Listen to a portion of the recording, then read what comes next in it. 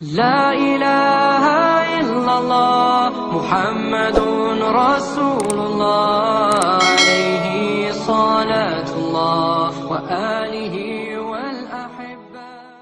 حضرت ابو ہریرہ رضی اللہ تعالیٰ عنہ جب بھی ہاتھ اٹھاتے تھے تو یہ دعا کرتے تھے، اللہم اغفر لابی ہریرہ ولأمی ولمن استغفر لہما۔ اے اللہ ابو ہریرہ کو بخش دے، حضرت ابو ہریرہ کی ماں کو بخش دے، اور قیامت تک جو ہم دونوں کے لیے بخشش کی دعا کرے اس کو بھی بخش دے۔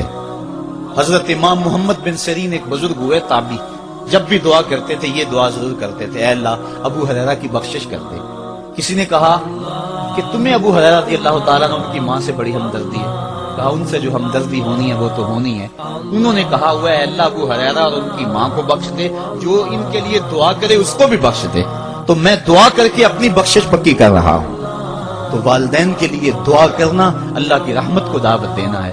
تو فرمایا کہ جاؤ اویس بن عامر کو جانا اور جا کے اس کو میری امت کے لیے دعا کا کہنا۔ حضرت سیدنا عمر فاروق حضرت علی المرتضیٰ گئے، جا کے ڈھونڈا، تلاش کیا، اویس بن عامر ملے، حضور کا سلام کہا، بس پھوٹ پھوٹ کے رونے لگے۔ کہا بتاؤ میرے رسول کے لبوں پہ میرا نام کیسے آیا تھا؟ حضور میرا جب تذکرہ کرتے تھے کیسے کرتے تھے؟ یہ درد دیکھا تو بولے کہ کیا آپ اتنی محبت رکھتے ہیں تو پھر ملنے کیوں نہیں آئے حضور؟ اتنا جو پیار رکھتے ہیں تو زیارت کرنے کیوں نہیں آئے؟ تو حضرت اویس کرنی نے بات کے رخ کو بدلا، کہا تم نے میرے رسول کو دیکھا ہے؟ تم نے میرے رسول کی زیارت کی ہے؟ کہا ہاں ہم تو صبح و شام وہاں رہے ہیں۔ کہا پھر بتاؤ حضور کی یہ ابرو جڑے ہوئے تھے یا کھلے ہوئے تھے؟ اب دونوں حیران ہو گئے۔ ہاں تم نے تو دیکھا، میں نے تو دیکھا نہیں، تم بتاؤ نا، پھر میں تو گیا نہیں، مجھے کہتے ہو گیا نہیں، تم بتاؤ حضور کے ابرو جڑے ہوئے تھے یا کھلے ہوئے تھے؟ حیران ہیں، کہا حضور آپ ہی بتلائیے۔ کہا کوئی دور سے دیکھتا تو جڑے ہوئے نظر آتے، قریب آ کے دیکھتا تو کھلے ہوئے نظر آتے۔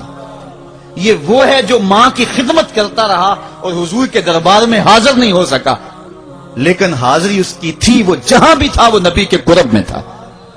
تو اس لیے ماں باپ کی خدمت اتنا بڑا وظیفہ ہے۔ حضرت بایزید بستامی کہتے ہیں میں نے حق معاف کروا لی اپنی ماں سے، کہ ماں تیرے حق ادا کروں یا اللہ کے حق ادا کروں؟ تو مجھے اپنے حق معاف کر دے، میں اللہ سے اپنے حق معاف کروا لیتا ہوں، اپنے اللہ کو راضی کر لیتا ہوں۔ جنگلوں میں گھومتے رہے، 12 سال بیت گئے، ایک دن دوبارہ آئے، بستان کی سمت سے گزرے، خیال آیا چلو ماں کو سلام کر جائیں۔ تہجد کا وقت تھا، رات کا وقت تھا، دروازے پہ کھڑے رہ گئے کہ میری ماں سوئی ہوگی، میں نے کبھی کوئی خدمت نہیں کی ماں کی، تو اب اٹھا کے تکلیف کیوں دوں؟ ساری رات کھڑے رہے۔ جب تہجد کا ماں وقت گزرا تو نالی سے پانی آیا، سمجھ گئے کہ میری ماں تہجد کے لیے اٹھی ہے، دروازے کے قریب ہو گئے۔ ماں نے ہاتھ اٹھا لیا، اے اللہ میرا بیٹا بایزید تیری طلب میں نکلا ہوا ہے، میں نے اسے اپنے حق معاف کر دیے، تو اس کو اپنا وصال عطا کر دے۔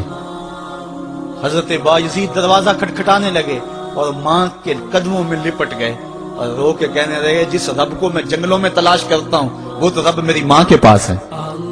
تو ماں کی دعاؤں میں اللہ کی رضا ہے، ماں راضی ہو جائے تو سمجھ لو خدا راضی ہے۔